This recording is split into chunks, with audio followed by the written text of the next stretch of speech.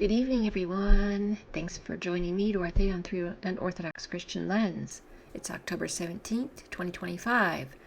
Yes, I'm going to be sharing this bombshell discovery that I saw yesterday and maybe the day before. I'm trying to remember, but it's been the past day or so that I found very, very interesting regarding this information on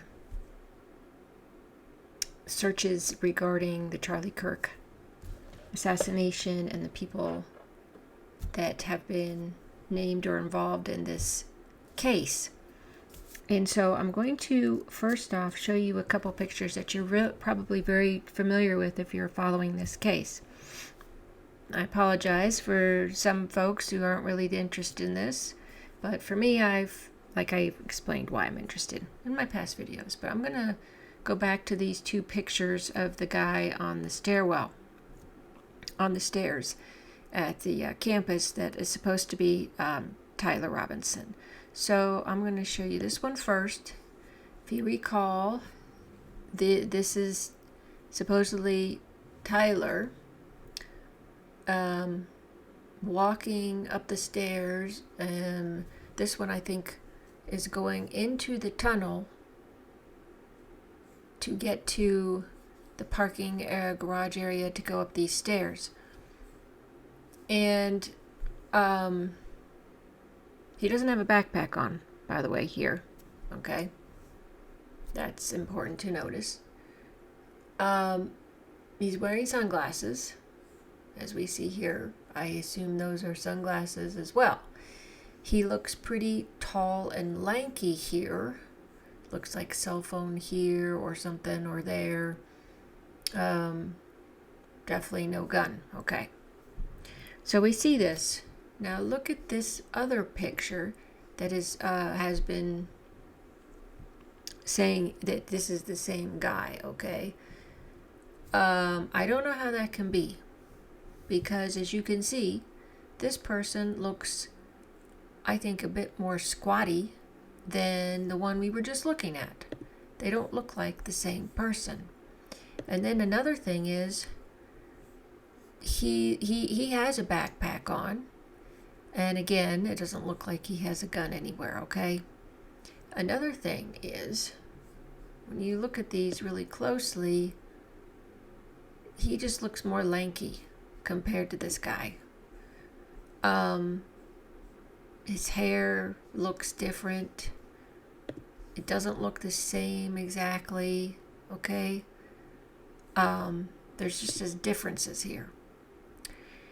The thing that I noticed, that it seems that nobody on any of the channels I watch on this noticed, nor in the comments, is that this person, this kid, he has eyeglasses on, not sunglasses.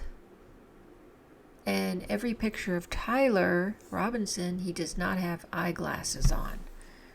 I thought that was kind of an important detail that nobody was mentioning. So, do you think that this guy here is the same guy as here?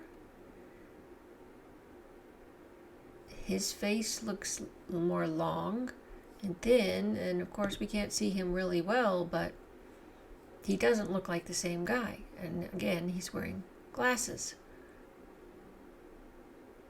So are they the same guy? Does this hat look exactly the same?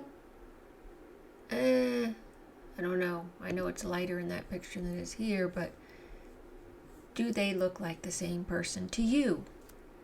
And do either of them look really like Tyler Robinson? That's my question for you all. Well, maybe you can give me some answers below this video. Now, this is the discovery part I'm going to share with you, that I found this person through catching Jimmy Dore yesterday coming home from work. I think it was yesterday. Yeah. And he was talking about this particular bombshell. So I'm going to show you 3 videos, portions of it. So bear with me here. This is going to be under Baron Coleman's channel, okay? So he says these Google searches that he's found before the Charlie Kirk shooting. I'm going to play a little part of this for you. And this particular video, I went back and I watched all of his videos on this. Yesterday a little bit and then some today. So this one is a month ago, okay, when he started looking into this. So let's listen to what he says here. I'm going to start to panic. I will officially start to panic if this shows up in, oh, there it is. 4 p.m. the day before the Charlie Kirk shooting, Huntsville, Alabama. Tyler James Robinson. Again, I'm not drawing a conclusion. I'm not telling you that somebody worked at a particular place. What I am telling you is somebody searched him in Huntsville. A Huntsville IP searched for Tyler James Robinson about the same time a Washington, D.C. metro area searched for Tyler James Robinson. Well, now we're really getting weird. Now we're really getting weird. Is it possible? Well, let me drill down not just to the D.C. metro area, but the District of Columbia itself. Here again is where the news broke. Everybody on the planet went and searched Tyler Robinson. And you'll notice the third name searches kind of fell off the map.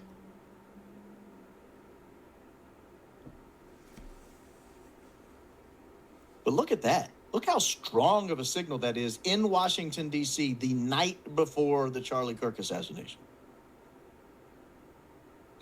The night before the Charlie Kirk assassination in Washington, D.C., in the D.C. metro area, and in Huntsville, you're getting this strong of a signal. Someone is searching the name Tyler James Robinson. Right there, Tyler James Robinson. And then I get a weird piece of information. The night of the assassination, I start seeing everybody on Facebook saying, oh, there's a plane and its transponder went off. And I thought, nonsense. This is confirmation bias. Surely this is confirmation bias. They're listing the name of the guy who owns the plane. They're listing the tail number of the plane. They're listing the company the guy works for. And I'm thinking, this cannot have anything to do with it. And I'll tell you the story real quickly. About an hour after the assassination, a random plane owned by a random guy takes off from Provo, Utah, about an hour away, or 30 minutes away, however far away it is.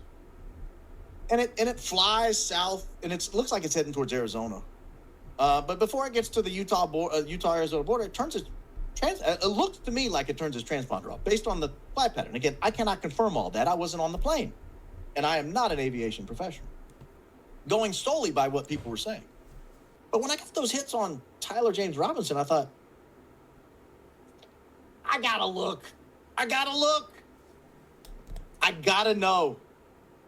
Is it possible that the owner of the plane, a guy named Derek Maxfield, and I am not accusing him of anything, by the way, this is not an accusation. This is me simply telling you what is in Google Trends. Just transmitting factual information. No opinion. No allegation of fact other than what I can show right here. A guy named Derek Maxfield is associated, either owns the LLC or is associated with the LLC that allegedly owns the plane, that allegedly turned his transponder off, that allegedly caused people to freak out on Facebook and act like it could have something to do with it. No accusations.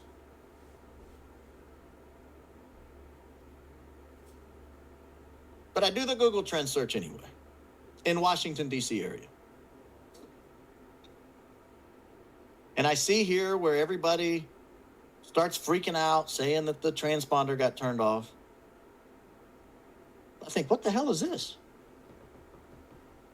Why was someone in the Washington, D.C. metro area searching for Derek Maxfield on September 7th, and then not again until the name breaks with the weird plane thing? That's just weird. That's just weird. But maybe it's just a coincidence. Maybe there's nothing more to it.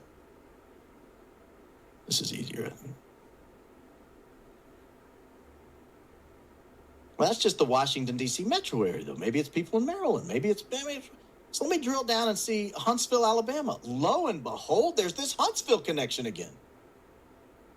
What the hell's going on in Huntsville, Alabama? Trust me, guys, I looked a lot of places. I didn't see any.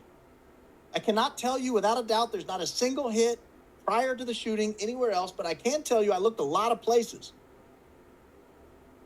You see the hit here where it became public about it, and then you look back here and you think that's just friggin' weird. This is 10 a.m. the day before in Huntsville, Alabama. Well, what about Utah? Okay, well, here are the hits in Utah from where the news started breaking the night of September 10th and on the next few days. But what is this? This is 2 days before the shooting at 8 a.m. Again, the day before the shooting at 10 a.m. What? And then I just drill it right down to the District of Columbia. I exclude all the other dates. In the morning of the shooting, about 3 hours before the shooting, I get a hit there. Well, I think, maybe they're just looking for him. But the search continues. I have to know more. So I go to the tail number of the plane. N888 KG, November 888 Kilo Golf. And you can see here where the news breaks about the plane. The evening of September 10th, the evening after the shooting, you can see the news break here about the plane, and everybody starts rushing to look at it as they come across it on their Facebook and Twitter feeds and all this. But what is it in Utah? Now, granted, the plane's based in Utah. But why the interest in this plane? There was no other interest before. And so I go to Arizona. Remember, he looked like the plane was headed to Arizona, and all of a sudden there's a hit there. 2 days before the shooting. 3 days. Yeah, 2 days before the shooting. Utah was the day before the shooting. Yeah. Okay, so here's what I did here. This November 888 Kilo Golf here. I excluded, you'll notice the date here. I excluded everything after September 1 in the Washington, D.C. area. So I take the plane. This is the first one I did it with. I took the plane. I thought, okay, let me just exclude everything within a week of the shooting.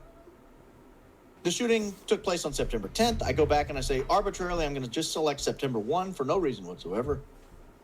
And I'm going to go back a year and accidentally go back 13 months, whatever. And you'll notice in the Washington, D.C. area for November 888 Kilo Golf, there is no interest whatsoever in this plane in that area. No statistically relevant interest until the week and a half before the shooting. And all of a sudden, there's keen interest in November 888 Kilo Golf in the Washington, D.C. metro area. Now, we could keep this same date range. I'll do this live. And we could do Utah. Same date range. No data. Meaning, no statistically relevant quantity of searches on November 888 Kilo Golf in the 13 months leading up to the shooting, excluding the 10 days before the shooting, which was the exact same thing I did for the Washington, D.C. metro area. Let's go to Utah Valley University, the site of the scene. The Washington, D.C. metro area, again, I excluded the day of the shooting here because there was so much interest, it was messing up all the statistics. But in the 3 weeks leading up to the shooting, no interest in Utah Valley University in the Washington, D.C. metro area. On September 2nd, all of a sudden we have some interest. September 3rd, a little more interest. September 7th, peak interest, 3 days before the shooting. The next day, a little interest, and then back down. So I thought, let me just search Lance Twiggs. It's a weird enough name that if it popped up, someone's looking for that guy. Probably the guy someone might want to search from time to time. So I pull up Lance Twiggs, and I get 2 hits in the Washington, D.C. metro area. But they're not recent. No, they're not recent at all.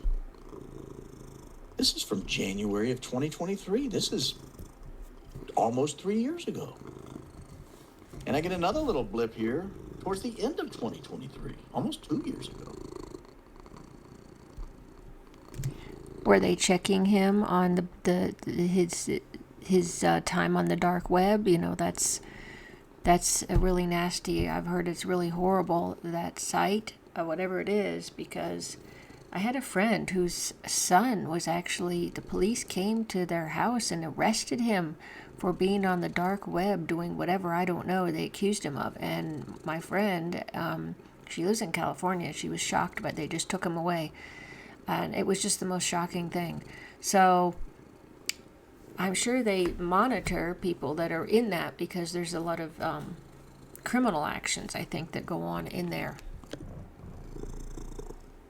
Somebody's radar blipped in the Washington, D.C. area on the roommate of the assassin 2 and 3 years ago. Again, I don't know who it was, but somebody in the area took a keen interest on Lance Twiggs several years ago. So I start thinking, if I'm doing all these searches in the Washington, D.C. area, and I'm plotting an assassination, what else might I need to search? I looked up Utah Valley University. I looked up the alleged, what some people were saying could possibly be a getaway vehicle. I looked up the owner of the said vehicle. I looked up the shooter. What else? Well, if you go to the scene of the crime, there was a very unusually named building that the alleged shooter allegedly perched on. Let's just assume everything I say in this thing's alleged. It's called the Losee Center, L-O-S-E-E. Now, if you do a nationwide search for just the word Losee, you're going to get some hits in the Nevada area. I think there's a city or a road or something there named Losee. But the rest of the country is pretty stark when it comes to Losee. And if you go to Losee Center, very few people outside of the state of Utah have ever fancied what the Losee Center is. They've not Googled it if they have. But if you're planning to assassinate somebody and you're looking for good places to do the assassination and you want to know more about those places, you might Google them. You might. And if you pull up a map of the little courtyard where Charlie Kirk was assassinated and you look around and you think, well, that might not be a bad spot, because you could run right off the northern corner of the building there and you're home free. You got a getaway car. So I looked it up. Now, this is a while ago. This was the Huntsville area. For some reason, mid to late spring, somebody takes a keen interest in the Losee Center in Huntsville, Alabama. And that's the only hit we get. Now, granted, see here, I've excluded the day or two leading up to the shooting and the day of the shooting, because it's, again, all the statistical noise just ran all this stuff to basically zero. So if you want to see the index, you've got to exclude all that noise. And then I thought, surely not if they're in Huntsville, surely not in the Washington, D.C. Oh, gosh, here we are. This is probably the wildest search that I was able to do. September 8th, you can see here where the shooting breaks. 3 p.m., he's shot. By 4 p.m., everybody on the planet is searching Losee Center, including people in the Washington, D.C. metro area. But I saw this blip and thought, why? Why on September 8th, 2 days before the shooting, is someone searching the Losee Center? Why? Why? What is it they wanted to know? I'm not going to make the mistake I made a moment ago, but let me just give you an example here. I'm going to open a new tab. Well, I got to close my thing down. New tab. Hold, please. So you get the idea. What on this video, he is finding this through Google Trends. All of this information he had found, he downloaded it, he kept it, he took screenshots so that if it gets scrubbed, which eventually I think it did in some circumstances. So I'm going to go to the other video on this. Okay, this one was technical difficulties, but I want to give you some information here that he's looking at in this chart of the same thing. He's going to go through some things here that are important. So I start I start thinking, I need to expand my search. So I go back to this search and I think, could anyone else have searched the Losi Center? And I remember what I found earlier with respect to Israel having a search relative to this. And you go back and look, and someone inside, or at least with an IP address in Israel, searched the term Losi Center back on July 2nd, 2025. Now remember, the gun drop address, 683 West 925 South Street, that was searched in Washington, D.C., or with an IP address originating in Washington, D.C. on July 10th or 11th, 2 months before the shooting. Well, this is like 2 months and a week before the shooting.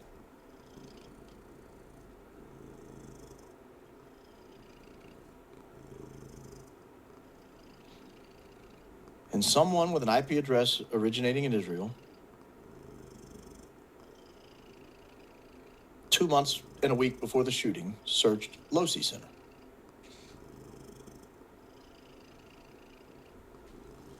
And again, if this had been a Canadian search, and I just said, hey, somebody in Canada searched Losi Center, or somebody in France searched Losi Center, or somebody in Algeria searched Losi Center, or somebody in Australia searched Losi Center, I don't think many people would say probably shouldn't go public with that information. You should probably take that to the grave. But for some reason, our greatest ally, when somebody with an IP address originating in the political boundary of our greatest ally searches Losi Center, every single person I talked to said, do not go public with that. That's a really bad idea.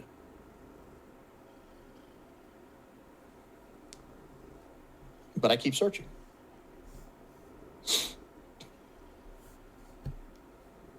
Because I think, what about the name Tyler James Robinson?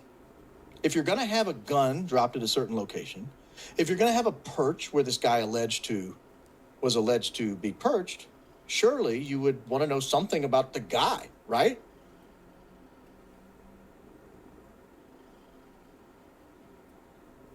This is 3.5 weeks before the shooting.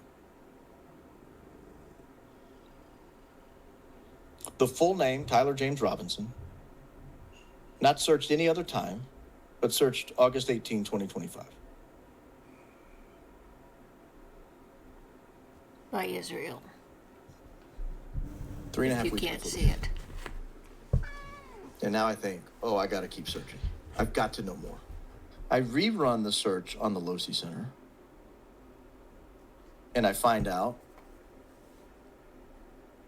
within the political boundaries of our greatest ally, that it was not just searched one time that week. It was searched twice the week of July 7th and 9th, and again on July 29th, Losi Center. Okay. He also looks up that other building that's near the Losi Center. I can't remember what it's called now. It starts with an S. It too shows Israel on that as well. Apparently. Okay, so let's go to the other video because it's going to take a while with all these. So I just want to get to this part here so that you can see a little bit more of what's going on here. The very first thing after Charlie Kirk was shot, the very first thing that happened, I was actually on the phone with a good friend of mine that I've known for a decade. Okay, so he's going to go into George Zinn here. George Zinn comes up on the thing, and we're going to go to something after that. The hospital where they took Charlie Kirk. Mm-hmm. Wonder if anybody Googled the hospital where they took Charlie Kirk. They took him to Timpanogos Regional Hospital. That's there in the district. That's there in Utah.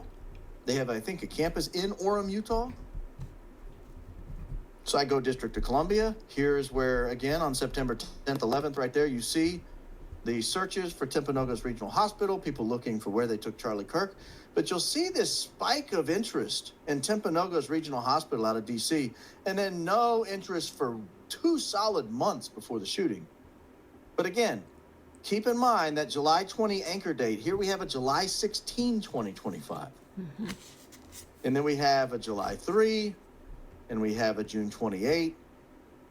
And if you go out 12 months, you'll notice you even had one back then, and then this all kind of goes out. So something's going on here at the Timpanogos Regional Hospital search. And then right the day before the shooting, somebody in the District of Columbia says, we should really make sure we know what the Timpanogos Regional Hospital is. We really should make sure we know the day before he gets shot. So you had that July 20 anchor date, the time around there. You had a time way back. That could be anything. Because after Timpanogos Regional Hospital, I thought, I wonder who the medical examiner is in Utah. I wonder who the medical examiner is in Utah. Now, this video, of course, was streamed 2 weeks ago. So he's going to go into that, but I want you to see what he's got here. This is supposedly the medical examiner. And Deidre Amaro. And Israel is the one that was searching. And lest you think I didn't check, the reason I'm not showing you others, go to the District of Columbia, for example, not there. You can even go to Utah and see. Not there. So if it's not in the District of Columbia and it's not in Utah, this is not a very common search, is what I'm pointing out here. Not a very common search at all. But there it was in Israel. So I thought, that's weird. That's weird. So I press on. Now I go, see if I can find him here. Guy named Bo Mason. You guys ever heard of Bo Mason? Bo Mason is the commissioner of the Utah Department of Public Safety. In other words, a high-ranking law enforcement official there in Utah. Bo Mason. Now, I noticed Bo Mason got appointed to that position on July 17th. Again, that anchor right around July 20th. He was appointed a few weeks before that, and he took the role on July 17th, replacing a guy named Jess L. something, who resigned. I can't remember it all off the top of my head. But again, District of Columbia, Bo Mason. Now, you can say, hey, he's a law enforcement official. Notice how close that is to July 20th again. We got it right in that same window where I told you, really watch that time period. Really watch that time period right around July 20th tonight. Something caused a lot of these searches to take place right in a very narrow band of time. But again, this one could be explained away as, hey, he got appointed the very next day. He got appointed on July 17th there in Utah. So maybe on July 16th, someone says, we need to look at who the new Department of Public Safety head is going to be in Utah. Maybe. Now I want to show you a very interesting story that I found and was just absolutely baffled by this story.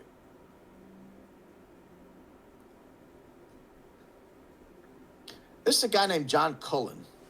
Think of him what you will. A lot of people have strong opinions about him, but he's one of these, used to call a Twitter terrorist, a guy who posts all the time on what now called X, the new platform X. He discovered, or somebody pointed out to him, and he's really been covering it, that there was a plane, this plane here, a Bombardier Global 6500 with the tail number November 1098 Lima. And on the day Charlie Kirk died, it made two very interesting flights and deviations from flights. It had booked a flight, or it had flight plans from, I think, New Mexico to Montana, which would take it right near Orem, Utah, the site of the rally. This was not an unusual flight for this plane.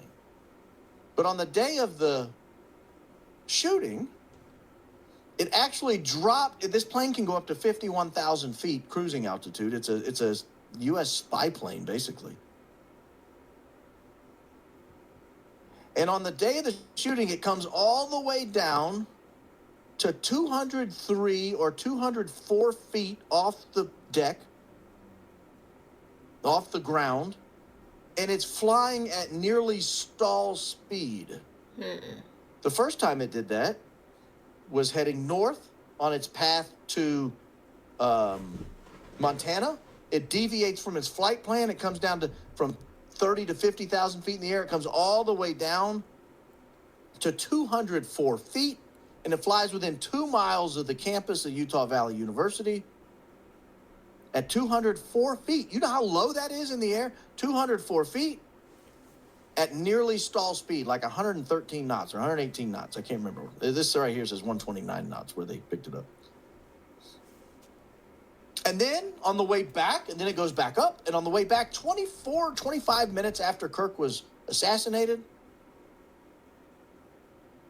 it comes back through the Orem, Utah area, back down to 203 or 204 feet, the exact same height it flew before, at nearly the exact same speed, 25 minutes after Kirk was assassinated. Nearly stall speed. A gust of wind could have knocked that plane out of the sky. And then it goes back up and on its way. Well, I thought, and then remember this tail number here, N1098L, November 1098 Lima. So I think that's a weird thing. I mean, that's unusual. So let's look it up. Let's look up November 1098 Lima. And let's see, just for the sake of argument, is there anybody in the world who is curious about this plane at this time? And in fact, I did find somebody. I found November 1098 Lima. It was searched again out of Israel in the weeks leading up to the shooting.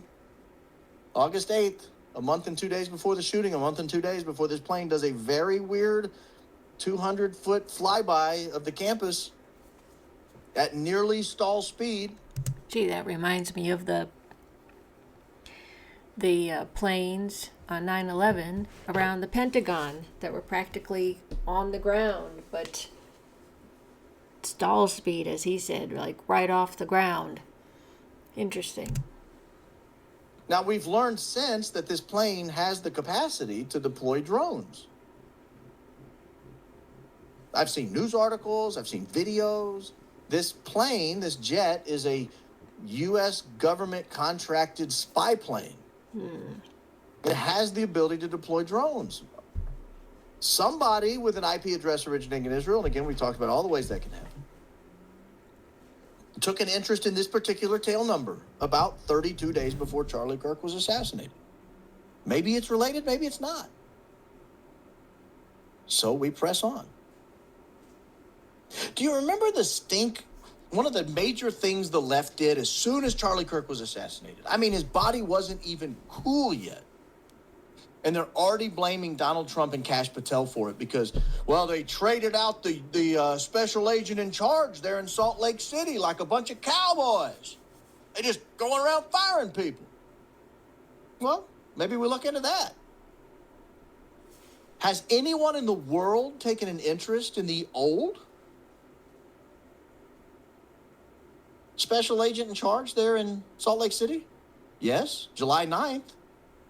Remember, about 10 or 11 days before that July 20 date I tell you to keep anchoring on July 9th, somebody looks up the old special agent in charge, Mahtab Syed. And lest you think that's kind of a name that, well, maybe that's just a particular, hey, I even added the middle initial, Mahtab A. Syed. Again, Israel. Again, August 10th.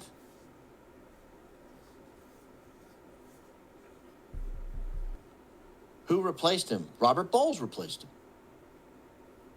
Well, let's look up Robert Bowles. Anybody in the world looking at Robert Bowles? Yeah. Our friends in Israel, or an IP address originating in Israel, September 1st. So they took someone with an IP address originating in Israel, took a keen interest in the special agent in charge in Utah, and then when that special agent in charge changed, in the weeks leading up to the assassination, they took a keen interest in the new guy.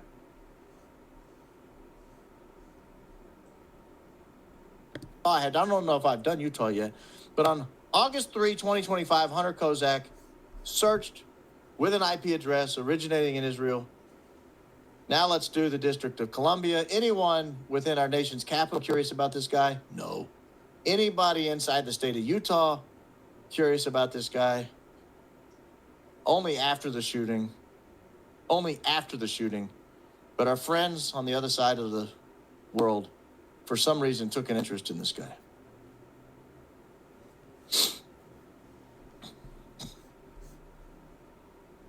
So I press on. Somebody with an IP address originating in Israel in the week of July 20, that week on either side of July 20, was very interested in all the people who practice surgery at Timpanogos Regional Hospital in Orem, Utah. There was a lot of interest from an IP address originating there. Now, let's just, we talked about the different, let's say someone's using a VPN. At this point, if I'm the FBI or I'm the Utah State Police, I think this is still a Utah State Police matter, by the way. This didn't cross jurisdictional lines, I don't think. If I'm the Utah State Police, I'm calling Google and saying, I need to know the IP addresses that hit this. I need to know if this belongs to a VPN, does it belong to this? Is it the same IP address that looked up all the different surgeons in my county? Because there's more. By the way, there's a guy named Brian Gill, probably a very talented surgeon. July 22, IP address originating in Israel.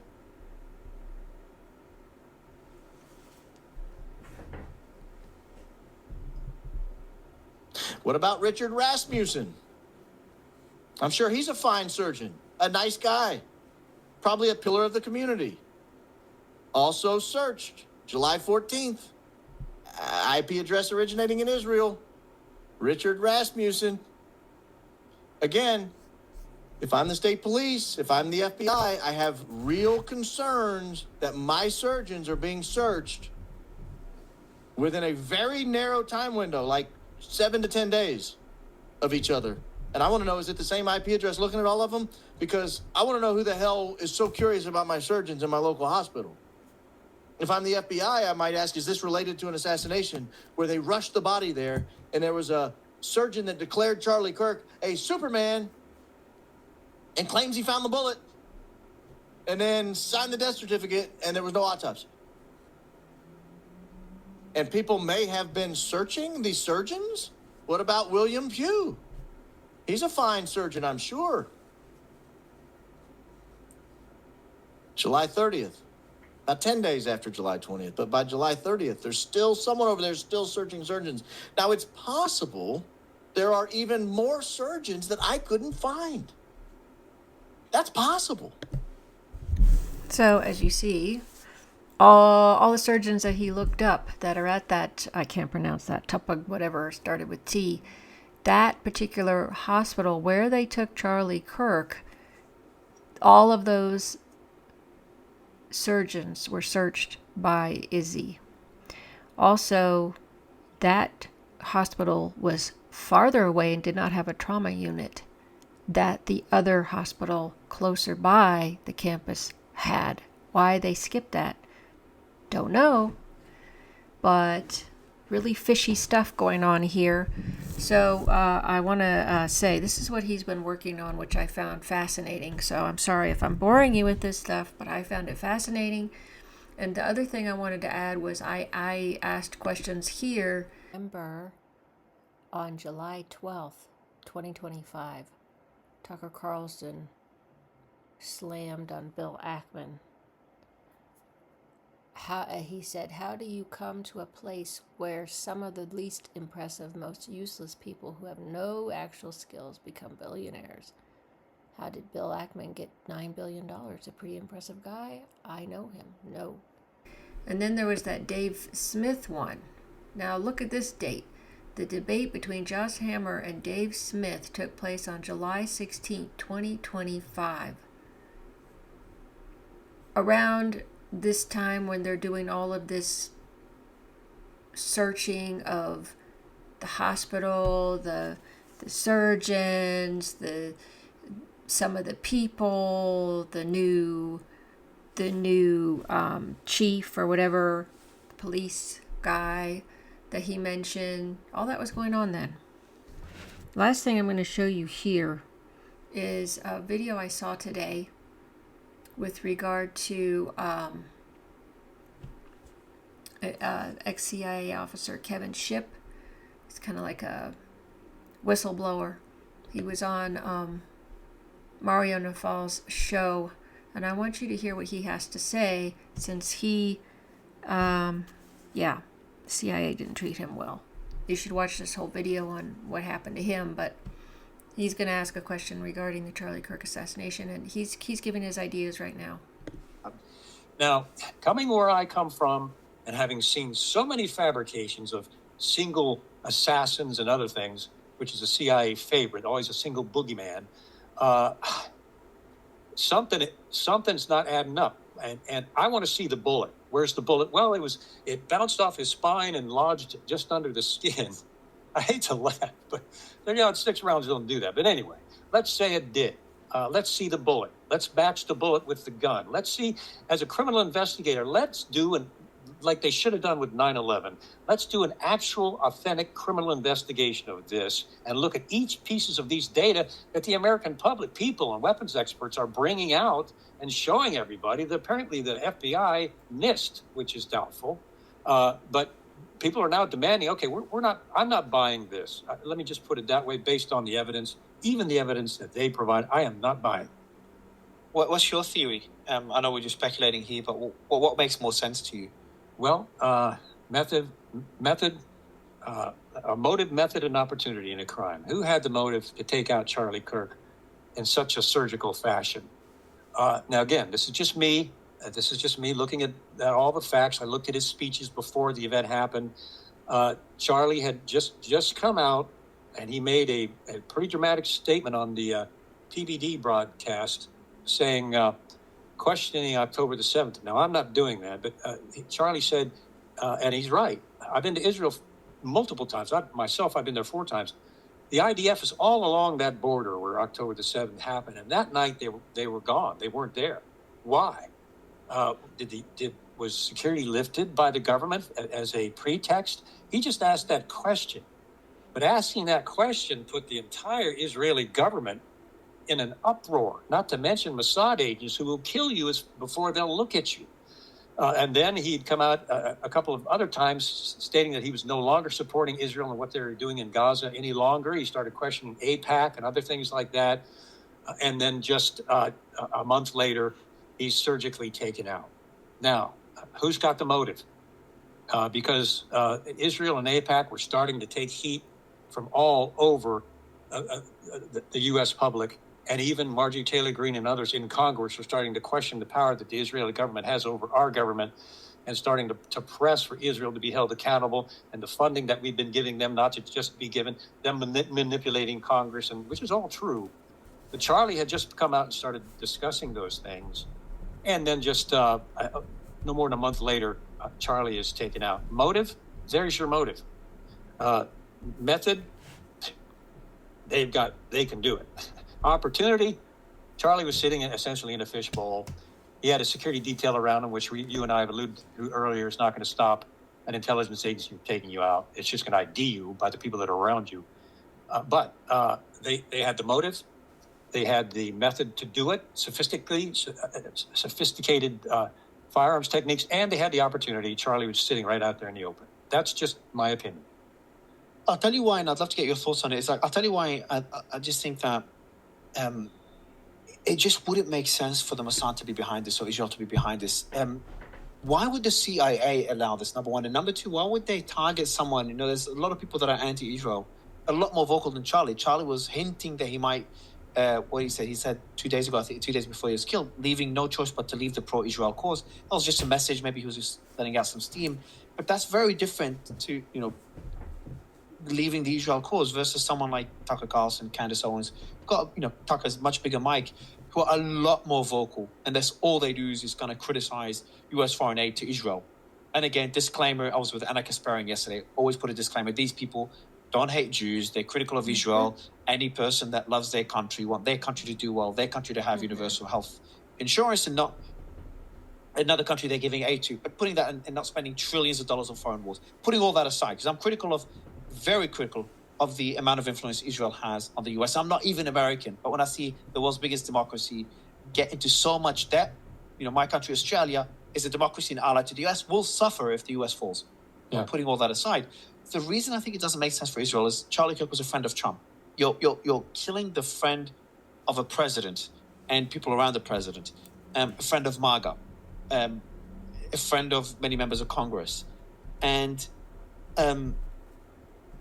if you put these all together, and if it backfires on Israel, if it leaks that Israel was behind it, it will destroy U.S.-Israeli relations. It's just such a big risk relative to the reward that they get, that they're killing someone that might turn on them, or they might be less supportive, not be critical, but just less supportive. This is why I just think, I understand that these messages are sus, and Candace Owens keeps releasing information that still surprises me. I didn't expect those messages to come out.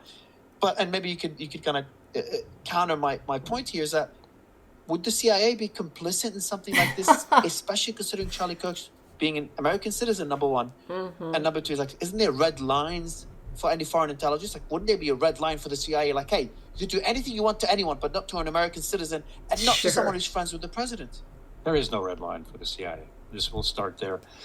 Secondly, you've got Mossad agents, I'm sure, that were incensed at Charlie Kirk, and I'm not saying it's so, but Charlie Kirk intimation that the Israel government may have been involved in October 7th.